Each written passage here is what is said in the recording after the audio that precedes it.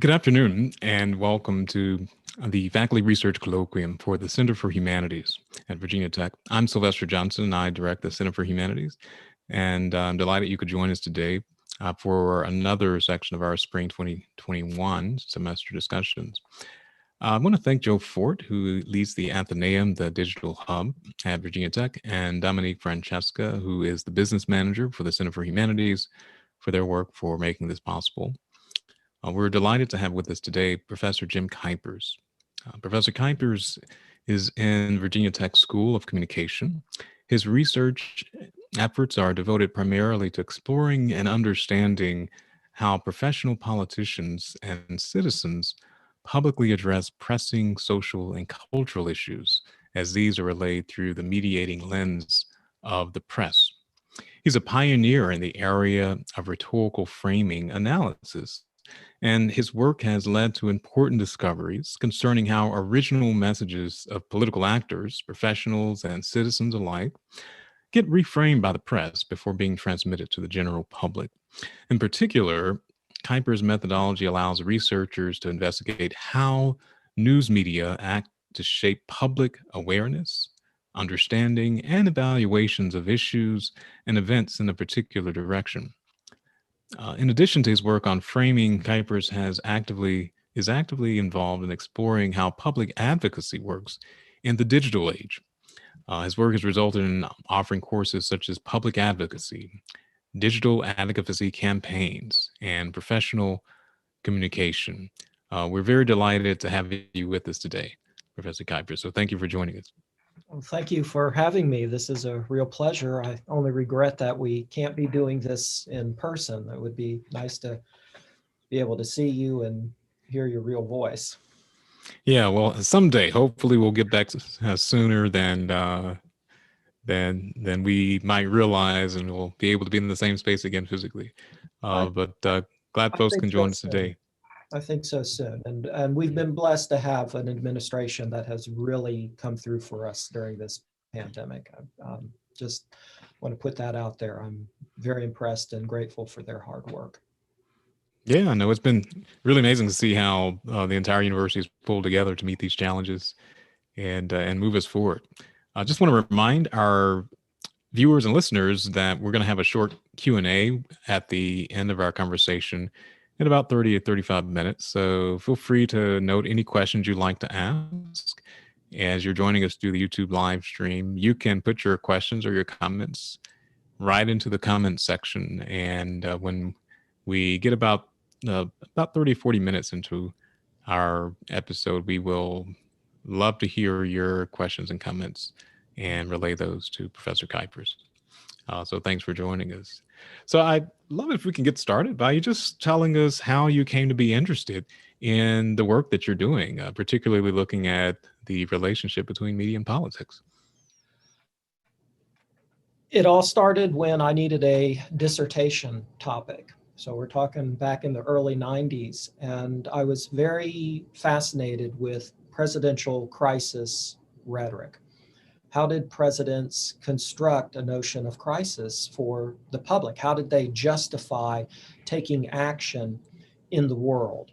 And as I started to look at that, I thought, there's this methodology called framing analysis. It was used heavily in the social sciences. And I thought, I bet that could be used to analyze how presidents frame these issues to get the public to think about them in one way or the other. And then it dawned on me, how does the public come to know what a president says? Now, this seems simple, but nobody had done this before. How do they know? Well, do they read the speeches, listen to them? Hardly ever. Hardly anyone does that. They get it through their paper or they're watching the news.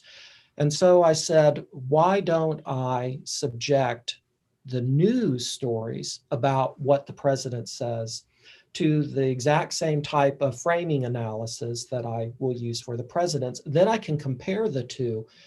And all of a sudden, I have this bias detector, as it would. And by bias, I mean, anytime there's mediated communication, there's some type of bias in there, whether it's actual physical noise whether it's the way the person is thinking or how the receiver is receiving it.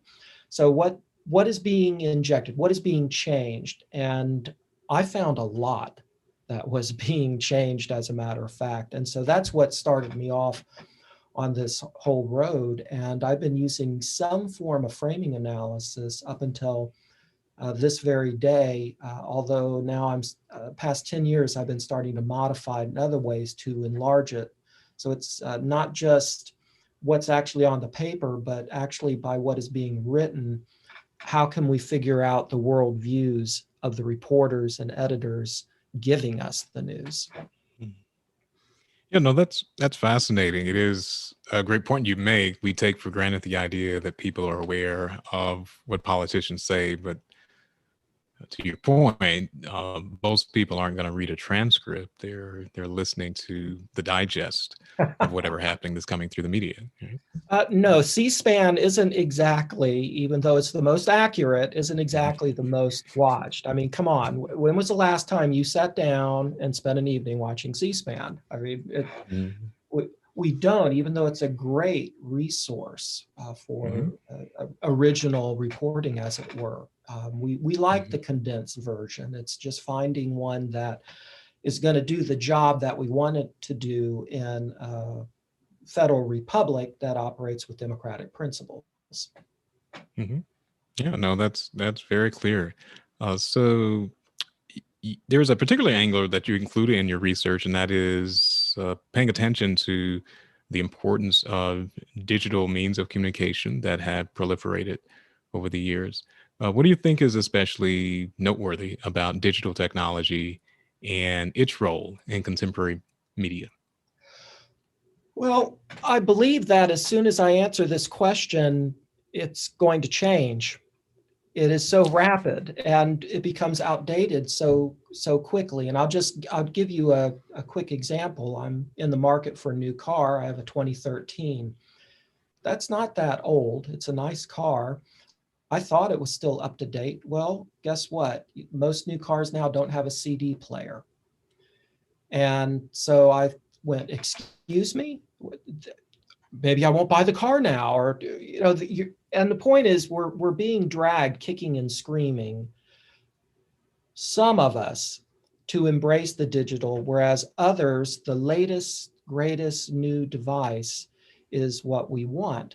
And so when we put this in terms of digital communication devices, those that are putting out their messages have to keep into account that there's going to be a segment of the audience that willingly embraces the latest and greatest, and a whole other segment which is going to be avoiding it, that has to gingerly be brought forward. And when we deal with news organizations, they were extremely slow in picking up how the digital could be used. And we still see that with the printed papers. When you go, for instance, to New York Times or Washington Post websites, they're not exactly hip, so to speak. And then you go to something like Axios, and they try to take advantage of the digital formatting so that the news can be consumed more like people actually use it. So really, it's all over the place. What concerns me about it, though, is that with all of the online sources, it is encouraging more of a centralization of the individual in terms of where you get your news. We can find more of what we want to hear, even though more of what we need or don't want to hear is also out there. And so that is a concern of mine with this move toward digitization. Well, that's related to the next question. I was curious about whether you might give us an example of a major challenge or problem that you've centered on in some of your recent work. Okay, well, actually, it doesn't involve digitization. The last major work that I put out, just came out at the beginning of this year, was actually a book on the Trump presidency and the mainstream media's reporting of that presidency, and using framing analysis, but also enlarging that to incorporate elements of what is known as moral foundations theory. And the idea here is that I wanted to go beyond just differences of how the press or how President Trump were trying to frame the issues, or for the press, frame the reporting of the issues. I wanted to go beyond that and start to look at how the worldview or political underpinnings of the press, as expressed in their reporting, might influence that reporting. And would that worldview match with what President Trump was putting out in his speeches, or would the president's worldview that underpins his speeches, would that be making its way into news stories? And so that's what I was looking at there. And what I found is that, unsurprisingly, that it didn't. There were two different worldviews operating here, and that the presidents did not make it into the reporting about those speeches. And so that's one area that I'm looking at to see how the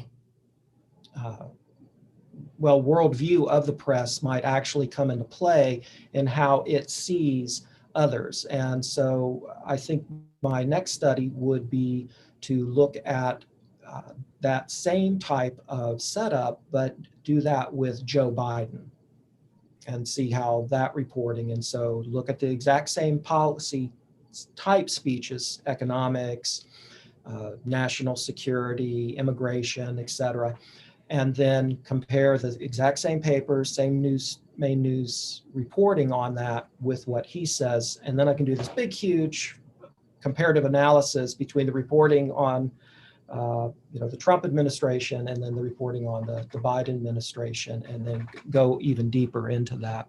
So that's the direction I'm headed in now with that, complicating it, and have had interesting results so far. So I think I will be continuing on with that.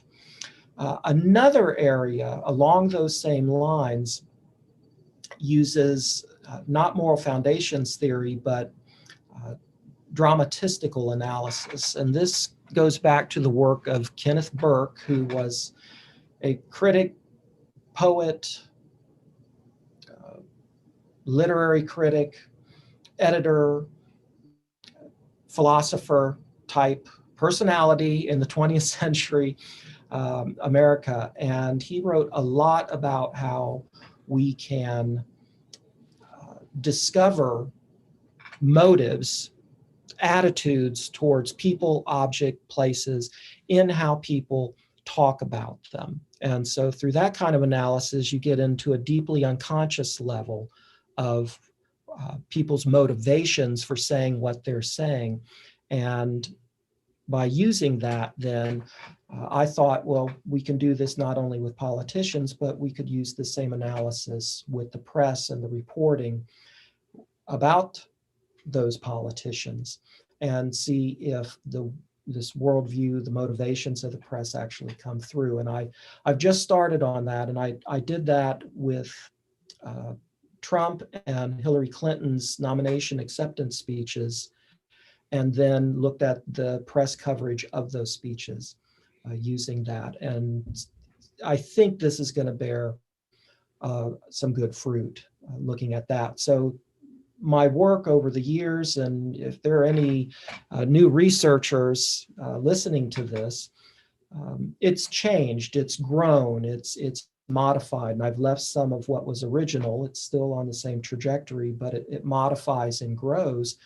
And I would encourage new researchers to consider that at some point, maybe whatever they're doing does need a shot of something new, something to invigorate it, maybe take it in a completely different direction.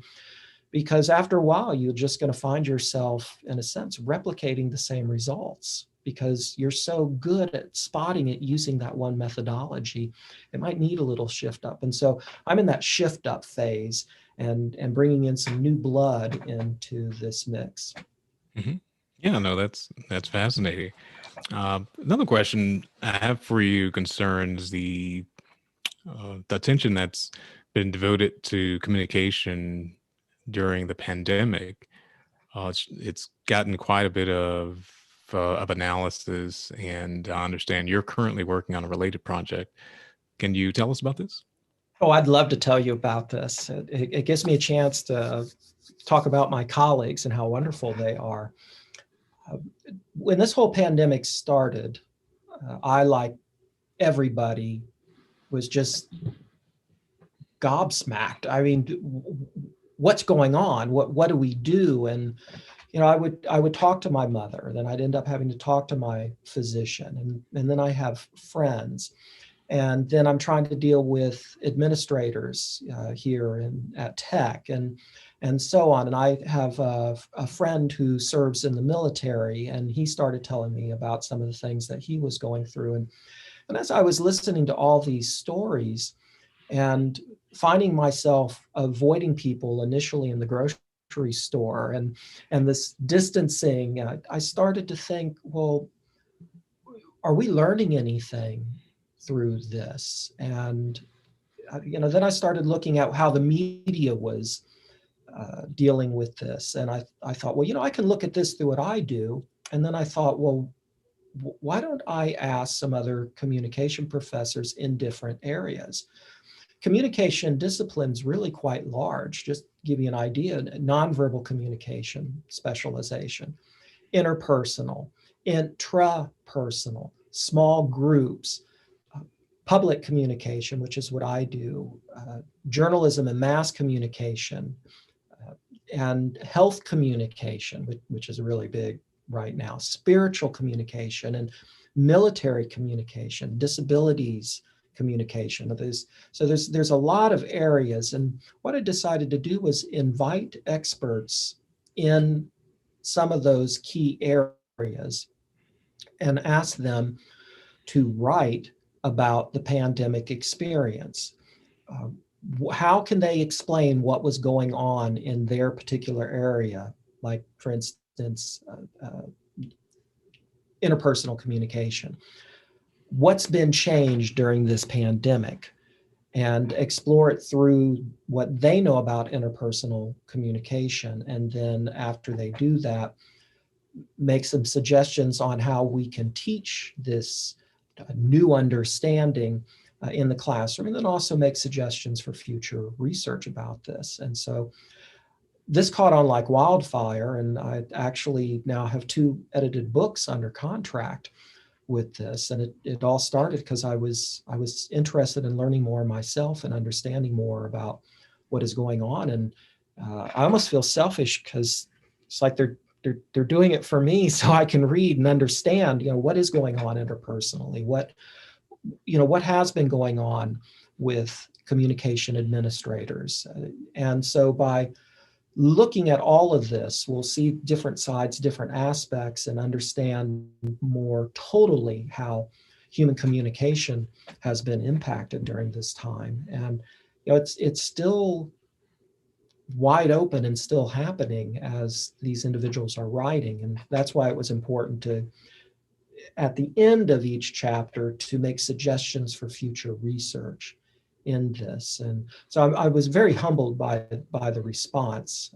I enjoy editing, and I appreciate the trust these scholars have given me to help shepherd their work and get this out. And what's I think is going to be a really interesting work. So that sort of pushed aside what I was going to do next for a project. It just became so urgent, this whole pandemic, and I felt like I wanted to do something that might help. And I'm not in the health field, and I thought, well, maybe knowledge will be able to help. And if we can communicate better because of this and teach our students better because of this, that might be a small contribution in that way.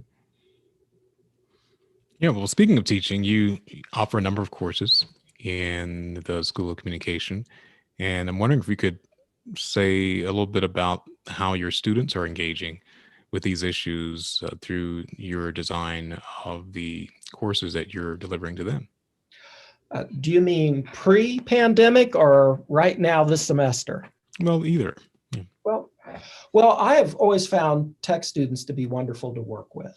And they're just, I mean, I have brought my puppies to this campus because the students are so nice and understanding. I bring my parents to this campus and feel comfortable moving around. When I'm teaching, I get that same feeling myself. Students like to be here.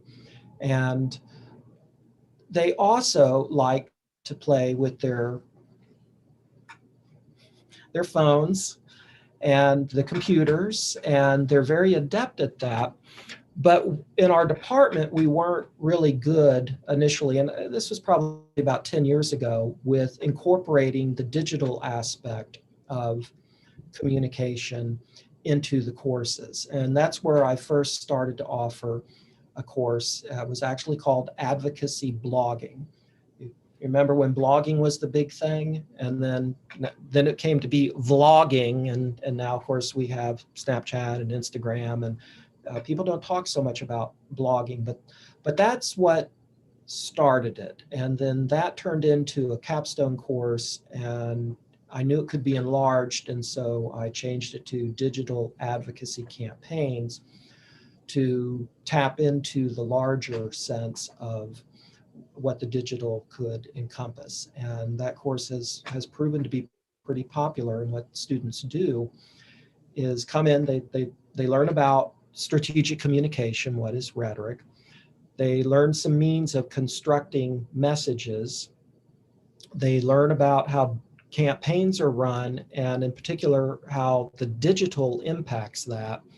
And then they actually get to create their own website from beginning to end and incorporate their own messages for an advocacy campaign. And I'm very open to what that might be. Unsurprisingly, most of them have always been something to do with service. They wanted to do something for their fellow service. So, for instance, I had students trying to advocate for repurposing clothing. I have students who were trying a campaign these are blue light blocking glasses, advocating for getting tech students to invest in these for their computer use to reduce eye strain. And that one was so powerfully done. I have these now. Service. So really, it can be anything. There's been diet, there's been exercise, there's been a few more heavily political, but usually it's something to do about service. And I work with them individually to help create this. So I act in the role of a consultant, which takes them a little bit of time to getting used to, because they want to come up and say what they know instead of saying, I've got a problem, how do I solve this? But after a little bit, there's this wonderful synergy that occurs. And then they have a website that they can actually show, say, on job interviews. This is something that I created, and an entryway to explain it. And they make that presentation to the class. So that is part of where, and of course, they learn about framing too. And a lot of them use that in their advocacy campaign. So that's one class that has been particularly fun to teach, and I think pretty successful too.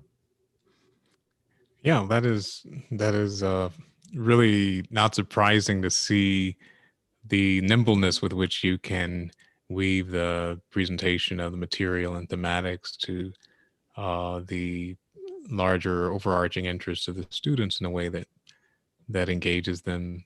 We're going to move to our Q&A in just a moment, and just a reminder to those of you who are joining us through the YouTube live, you can put your questions or comments right into the comment section, and those will get relayed to us so that we can provide those to Professor Kuipers.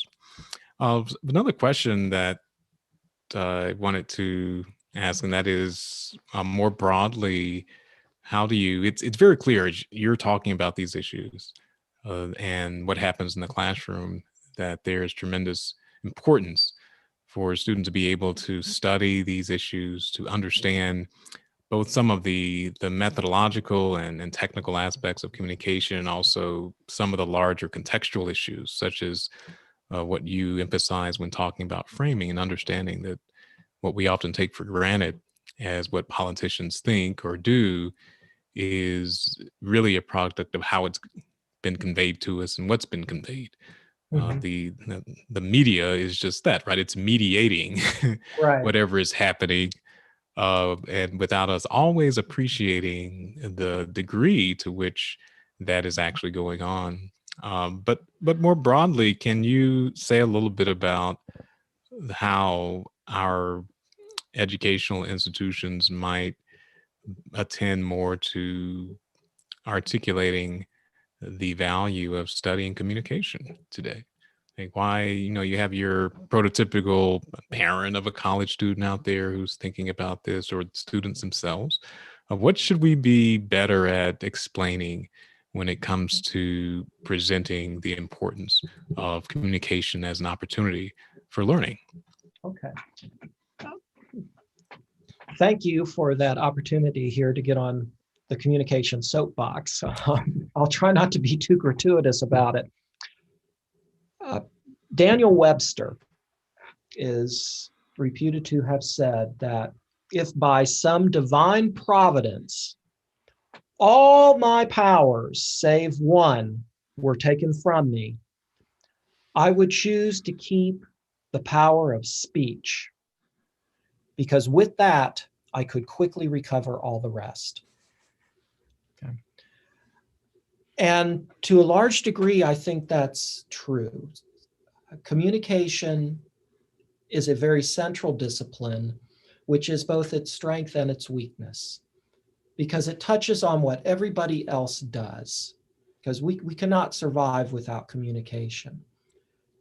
Its strength is that it does shed light on very essence of who we are as human beings. At its most foundational, that's what it does, and allows us the opportunity to learn how to be better communicators, and hopefully by better communicators have better relationships, both at the interpersonal and the public international level as well. So there's a very practical aspect of this, but also a very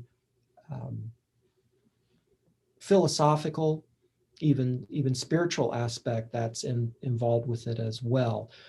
Without good, solid communication, no matter how much knowledge you have, you're not going to be able to effectively give that to another, to share that to another. The better communicator you are, the more you're going to be able to engage in relationship building and enjoy that as well.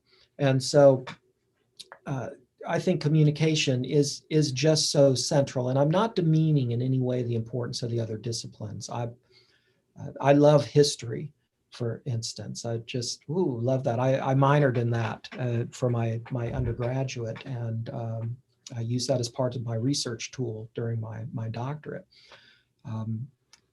There's importance in everything, but communication and being an effective communicator helps you in all walks of life, whether it's trying to get the individuals who pick up your garbage to not leave the garbage can in a particular area, to convincing your neighbor to vote a certain way, to talking to your boss about getting a raise, and so on and so forth, everything along with that. So yes, and for parents that might be listening, I would say a really practical reason is that being an effective communicator is always, it shifts in position, but it's always in the top 3 skills that businesses are looking for in new hires.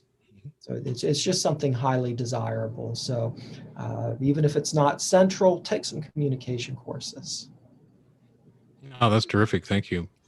We want to invite our viewers and listeners to send us your comments or questions. Again, you can do that in the comments section of YouTube Live, if the live stream is going out. We have one question from someone who wanted to ask you what you think of the new trend of using computational tools for communication research, and what do you see as maybe being the pros and cons of this new method of doing research? Okay, I, I'm uncertain what is meant by computational tools. So they're referring, for example, to the use of software that can quickly collate and analyze a high volume of data for the research that one is conducting. So these tools will often, if you feed in results from some research, instead of having to by hand, say, create charts or find patterns in the data, you can feed a lot of this into software, and it can quickly find patterns, or it can do the visualization for you. And so increasingly in so many areas of research, people who are not in necessarily in technical fields are just using a lot more software in Oh, order to handle the data that they're collecting for their research, and mhm. also to help them to interpret the results. And so Okay. this person is asking, do you think they're not asking you, do you think it's good or bad, but what do you see as some of the gains and maybe some of the challenges that this might present? Okay. I was thinking in terms of news analyses and Mm-hmm. actually writing of news stories this way. Mm-hmm. But okay, I have a better idea now. I I think, not to be wishy-washy here, but there's strengths and weaknesses. I think that the big strength with such tools is that they can generate insights, get you to think about the material in new ways, and then let you dig deeper with them. I think a real weakness, though, is that they're only going to find what you program them to find. And when we're dealing with the analysis of communication, for instance, maybe looking for bias in one way or the other, uh, programmers will put in keywords that they want the program to look for, and that might be in relationships within 5 words of this other word, that this will denote negativity or positivity. And on the surface, you think, great, look, it's there in the text, and we found 100 instances of it, so it must be X. But then when the researcher actually goes in and looks and reads it, that researcher can contextualize, which the computer programs are not good at doing at all. They use other words to contextualize. They don't have the feel of context like we can as human beings. And I've very often found that when these type of tools are used, and they've been used primarily in social scientific research, that they count very well and find instances, but just because something is found doesn't mean that it actually exists. One study comes to mind very quickly. It was on George Bush's response to the 9/11 terrorist attacks. And they looked at the binaries of light and dark. And what they said was, because they had a computer counting these in different instances of them, and they said, okay, well, we find them here in Bush's speeches, and look, the press uses them too. So the press echoed what Bush said, and thus the press is complicit in sending us to war, Bush's war. Well, when you actually go and look, and yeah, they were there in Bush's speech, but when you actually go and read the press reports, you find that they weren't laudatory uses of it. They were actually, in a sense, arguing against it and bringing up critics of it. But because of the computational programs, the mere mentioning of it was then put out there as an echoing of what Bush said. And so the press was taking it on the chin for, in a sense, cheerleading Bush on to go to war, when it was the exact opposite, actually, when the research are going in. So that would be a caveat of it. But used for generating insight, Oh yes, that can be wonderful, and you can start to see, especially when you start working with the graphs and charts and word correlations, and you just, the patterns move, and you can get a lot of good ideas there. Oh, that's a very good example. Like your point, you can find something that's actually not real or not truly there. It's a good example with the complexity that's needed to attend the the use of the software. Now, we have another question that asks the apart from C-SPAN, what media sources have you determined to be more fact-based and to have the least framing bias? So, have you seen any patterns or trends in the research that you've done? They all have a bias one Mhm. way or the other. I just came across a site today, and I don't recall the name, and they are in the business specifically to look at news articles and judge them based on a reliability of, how biased they are, how credible are the reporters, what are they know, what is their track record in the past, and then they assign a little grade. And I will send that to you, and you can put it up this a little later, because I just heard about that today. But what I have done and what I have found is that in general, I try to skim, and I go through to different news sources. I go to the left, CNN, I'll go to the right, Breitbart News. I'll look at different things in between, and just to kind of get a feel and see where I might be able to go. If it's something that's really important, I'll go to the original source. I'll look at the original study.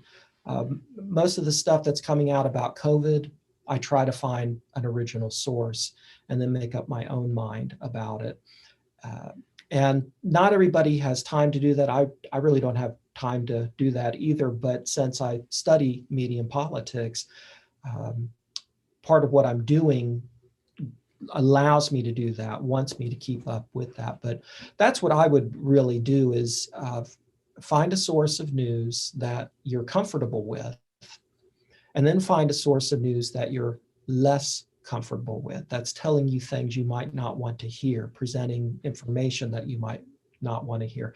And I make my students do this in class, and invariably they go, I didn't like that at first. And now I think it's kind of neat. I feel more informed by the end of the semester. And so that's what I would recommend. And always take with a grain of salt that no matter what the news source is, they're trying to sell you something. And I mean that literally. They're trying to sell you something. They want you to click in. They want you to buy. They want you to see the advertisement. So they have a bias on what they publish with that as well. No, that's very helpful and insightful. Another question: the press says the press has been integral to how the public accesses the political leadership and their views or actions.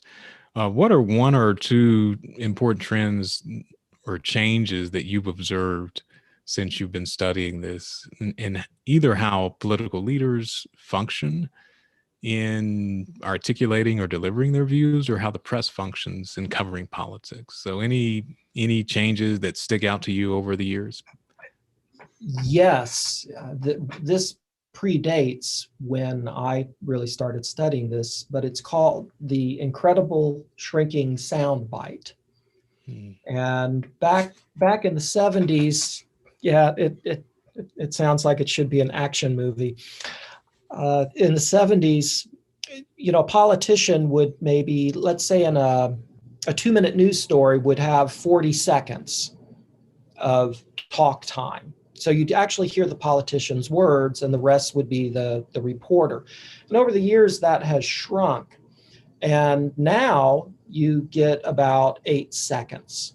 So an evening news story, you might have 8 seconds of the politician. So, when President Trump was going to speak, there was a 8-second quote. When President Obama was speaking, there was an 8-second quote. And it flirted down to about 7, but somehow that was too short, and now they're back up to around 8. Well, politicians aren't stupid. Okay? They don't always have our best interests at heart, I think, but they're not stupid. And they see that. And so we see in their speeches going from a coherent idea, an organic document, as it were, going from that to a collection of one-liners, essentially.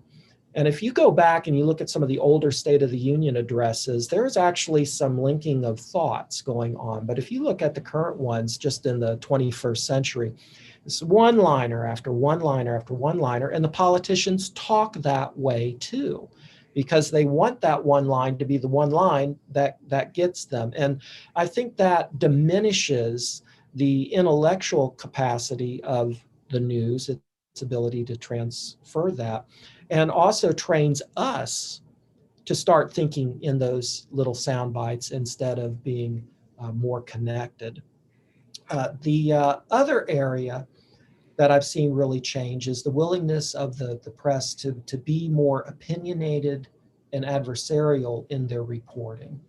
And I think a healthy press should confront power, but it shouldn't be confronting power in such a way that it's trying to get its own point of view out there.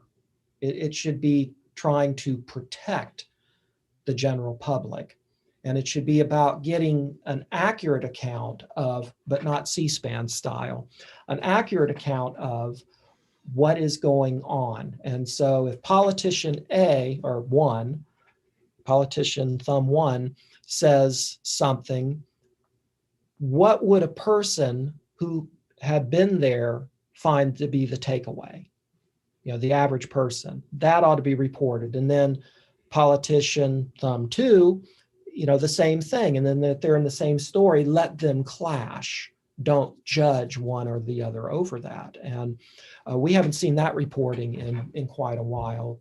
So much more adversarial.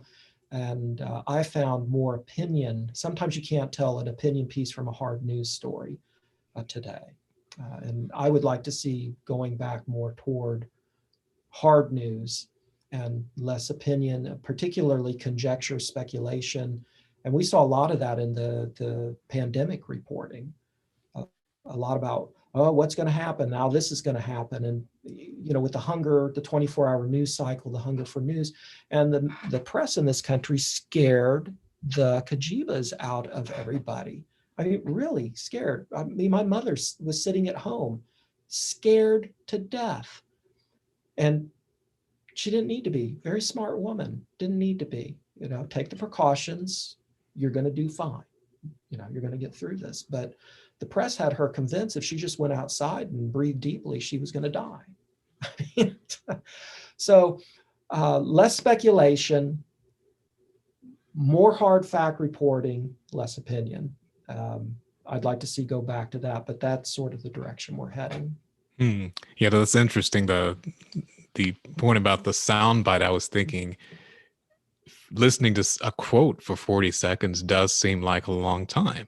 And I don't think too long, but it certainly would, if I were watching a newscast and there was 40 seconds of just someone being quoted where you're listening to their actual words, I would think, well, did they abandon the camera, or does the control editing room stop and go to lunch? It is very much out of sync with what we've become accustomed to, because things move so quickly. And you're right, I didn't realize it was so short, of about 8 seconds, but it is 40 seconds would be definitely not the norm now, even though, to your point, that would actually give you an opportunity to hear a bit more context for what someone is saying instead of just 10 or 12 words. Right. And then give the consumer of the news the opportunity to make up his or her own mind about that person, because different publications may favor a particular politician or may favor or disfavor a particular policy.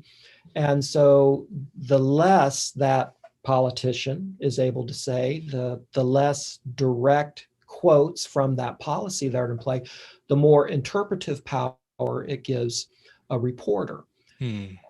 And if I really trust someone, Mm-hmm. then I would be inclined to give that person that that type of authority. But I don't trust journalists to give me the accurate news. I don't know them. I don't have that kind of relationship with them. And so give me more of what these other people are saying and let me have the power to make these decisions. And that's something I try to do in my classes. For instance, when I teach media and politics, is give the students the knowledge about how media and politics works so that they can then go and make the decisions. Who do they trust? What information are they going to want to trust? How does the process work? How might they circumvent it to get the kind of information that they would need? So there's a big empowerment component to the work that I'm doing and the type of teaching that I'm doing. And I hope some of that has taken root. I think it has. Every once in a while I'll get a good email from a student saying, do you remember when we did this in class? I say, yes. And it's, well, this happened and I thought this, or I brought this up at a job meeting. And I love those moments when that happens. It's like, yeah, mission accomplished. You know? Yeah, no, your discussion about this, it makes me think of the role of investigative journalism, which is still framing, but it's certainly depth, which stands in contrast to most of what gets produced in the press, the news media, which is, it's a lot more of the soundbite you said. It's a few seconds, maybe 30, 40, 50 seconds occasionally on a given topic before there's a shift to something else. And so I'm just curious because this is just my own off the cuff casual observation, not having studied it, but it makes me wonder whether investigative journalism has become less common and maybe more valuable, or is it still there and I'm just not paying attention to it because now maybe we just have a greater diversity of different kinds of ways for news media to get articulated and delivered to people. From what you've studied and seen, do you have any sense of whether there's been an increase or decrease in the kinds of investigative journalism that might have been more common at some point earlier, or is it really not changed much? It's just a lot greater diversity now in the different media. Sylvester, I think your observation holds true. I think there is less of it Hmm. today. There's a lot of complicating factors, but when we talk about these things, we also have to be cognizant of real world pressures. To send a journalist undercover to investigate, we're assuming that kind of investigation, but any type of investigation cost money. And a lot of money, because while that journalist is investigating, that journalist is not writing under other stories and filling those spaces. And sometimes these investigations go bust. So there's that, but there's also time pressures.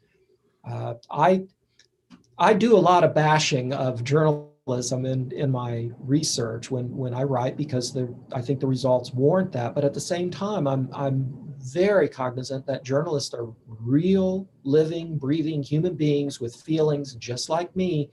And they're also under a lot of pressure, and time constraints happen to be one of those pressures, because when you have a 24-hour news cycle and you got to get something out, then you've got to, and that does not give a lot of time for fact checking or to even double check sources. And so there's sometimes a little loosey-goosey there with that.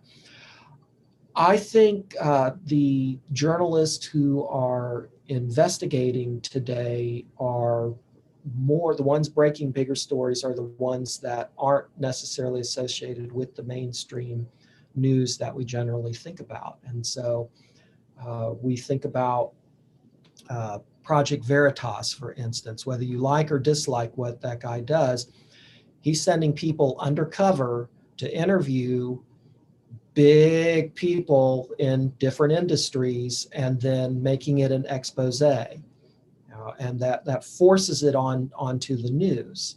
And so that gets us talking about things that we normally wouldn't, that just don't generally see the light of day. And so I would like to see more of that. I think that's something that the internet has really opened up for us, is that we have more citizen journalists. We have more people who are blogging about the news and content, and that also circumvents any one type of control. And by that, I mean this. In the research that I've done, I have found that when we're talking mainstream news, so New York Times, Washington Post, LA Times, CNN, CBS, ABC, that just in general, let's keep it general. Any given story that runs on all of these tends to be framed about 90% the same. Now you think about it, all those news sources, 90% the same. People are pretty much getting the same story, the same facts, same bit of information.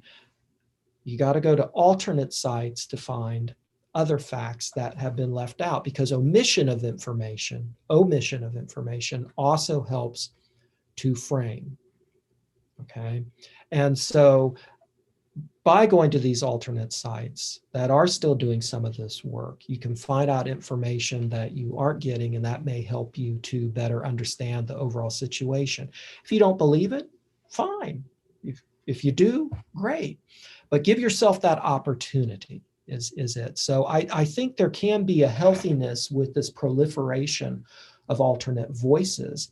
And I think the more the merrier. I think we should have multiple news sites. I think we should have multiple Facebook sites. We should have multiple Twitters. Let there be a multiplicity of voices and clash of ideas here. So that's where I would be coming from in this. So this has been a really great opportunity to hear more about the work that you're doing. And I wanted to offer any last thoughts you might want to leave with us before we go. Or that, I mean, actually, what you said was a great way to depart. Was there anything else you wanted to add to that? There was the rah moment at the end there. I really would like to encourage everyone to move beyond whatever your normal, comfortable news source is. Just find something else. Find something that causes you a little bit of discomfort, whatever that might be. If you are a more of a Breitbart News reader, and you go to that all the time, okay, go to CNN, which is probably going to make you uncomfortable. Let those ideas rub up against each other, and vice versa. And when you really find yourself going, wait a moment, they're saying A, and these guys are saying B about the same event, then go to the primary source. Just do this as an experiment of a few times. And I think you'll be amazed at how, when you go to that primary source and take the time to read it, it will then help you to be a better discerner of news and whatever site is giving you, because those reporters are giving you their version of what happened. And if you get an idea of how they do this, then you're better able to make judgments. But the only way you're going to do that is by comparing it to what others are doing, and also that main source. So I would encourage everybody to try that as an experiment for a while. Give it a month, see what happens. Oh, that's great. One of the positive benefits of all of the technological change is that it has become easier for more people to get access to primary sources or transcripts, even though most of us don't do that. In theory, it is easier. It's not that everyone can. You still typically you need broadband connection, that type of stuff. Yeah. But it's certainly easier, say, than it was 30, 40 years ago, if you want to pull up a transcript or get something. So absolutely. Absolutely. Right when I did my dissertation, I'll be very quick here. I did, of course, presidential speeches and then the news coverage of them. And I used New York Times, Washington Post. The presidential speeches had just gone online. I downloaded everything I needed in 30 minutes. It was wonderful. The person that did some stuff the last year was spending hours going through microfilm. Well, the newspapers were still on microfilm. Mm. I spent hours in the basement of the library going through looking for that stuff. The next year, New York Times, Washington Post were online. Would have taken 30 minutes to get all those articles. So yeah, it's wonderful how much information we do have on our fingertips. Yeah, 30 minutes. And that was with a 28.8 kilobaud modem, right? From the Yeah, 1990s. It would have taken 2 seconds today. yeah. Well, thanks so much, Jim, for taking time to talk with us about the fascinating work that you're doing, looking at framing in the media and politics, how the press is framing what political actors are doing, and how that shapes our understanding of the world around us. So appreciate being able to hear and learn about the exciting work that you're doing in the School of Communication. I want to thank everyone who joined us for this faculty colloquium research series that we're doing this academic year, and hope that you will continue to join us and be on the lookout for our listserv. If you are not on the listserv for Center for Humanities, just Google us, go on our website, and just send us a request. We'll be happy to add you to the listserv. But thank you again for joining us.